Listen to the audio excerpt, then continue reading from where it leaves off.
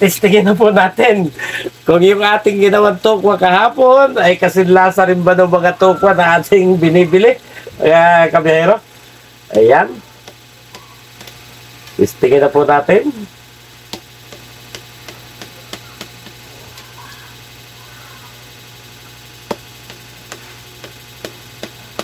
Ayan.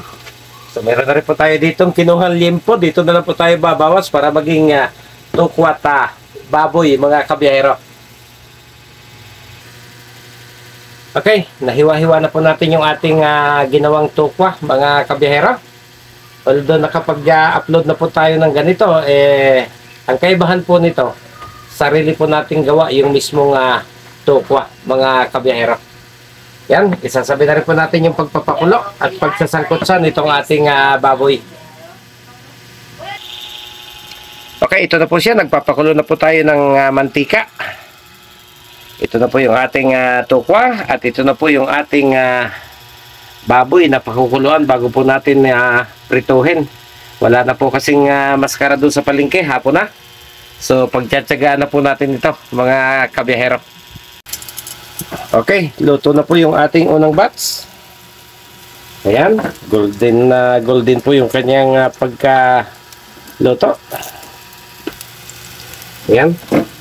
Okay, tukunan natin yung ating apoy para hindi masobrahan ng init yung ating frying pan. At pagkatapos, isasalang po natin yung kanyang pangalawang batch, mga kabiyahero. Ayan. Sinabay na rin po natin, pinakukuluan na rin po natin yung ating pork. Bahagi po ng liempo dahil wala po tayong inabutang maskara. So isa lang na po natin yung ating second batch nitong ating sariling gawang tukwa. Ayan.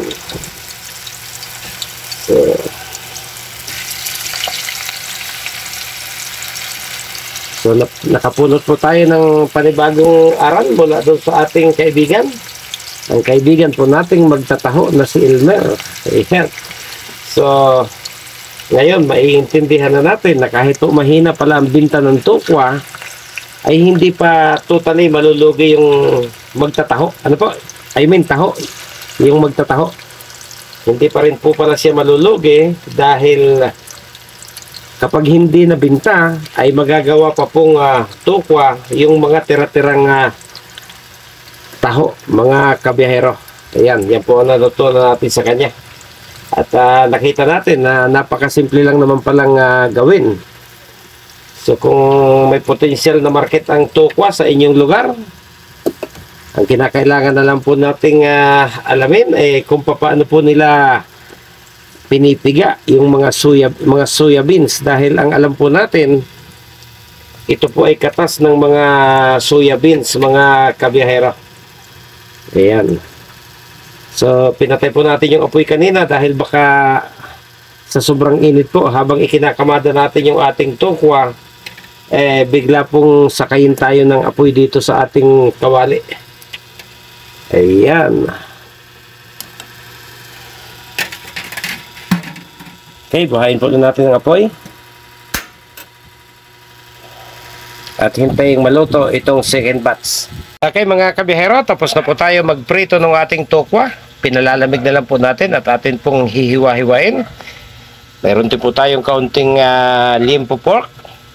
Ayan, meron po tayong sibuyas at meron po tayong bawang. Bakit ba ganyan ang kulay?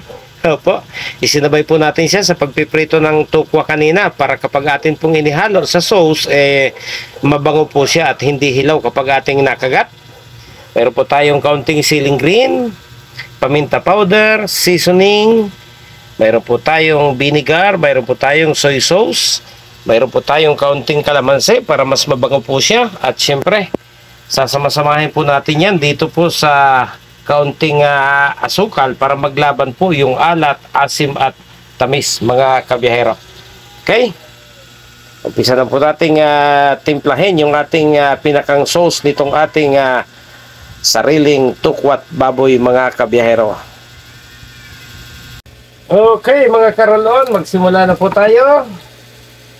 Ito pong sugar ay dagdagan po natin ng kaunting paminta powder. Ayan. Lagay po natin itong ating ceiling green. Ayan. Lagay po natin itong ating sibuyas. Ayun. Pagkatapos, hiwain po ng pino itong ating prinitong garlic. Ayan. Pinuhin lang po natin. So, sa mga lugawan, medyo crunchy po yung, medyo crispy po yung bawang na inihahalo. Pero wala po tayo nun, kaya prinito na lang po natin. Para hindi naman po pangit kapag nakakagat natin ang hilaw na hilaw yung ating bawang. Ayan.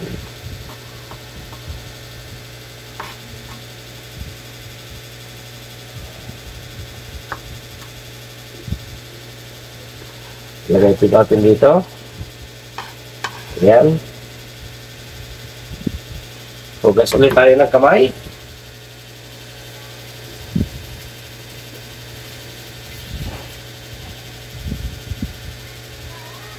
Mamamantikahan po kasi itong ating mga bote.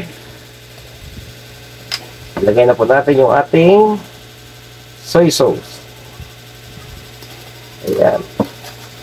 Ihalo po natin saka yung sugar para mag-mix ng husto. Para hindi naman buo-buo yung ating asukal. Ayan.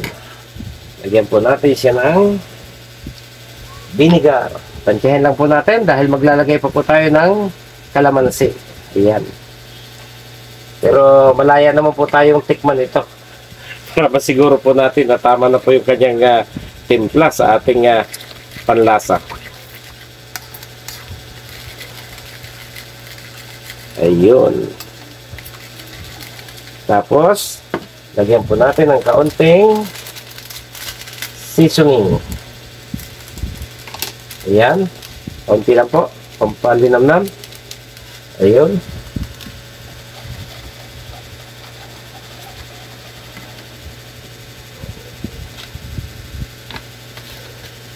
Yan. Pagkatapos, pitiga po natin siya ng kalamansi.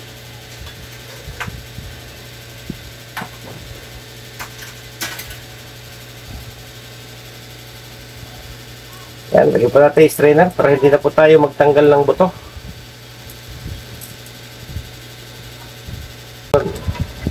Haluin ulit.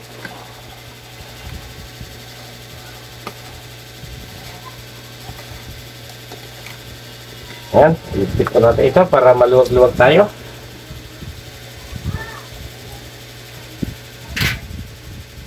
Okay, so ito na po yung ating ginawang sauce.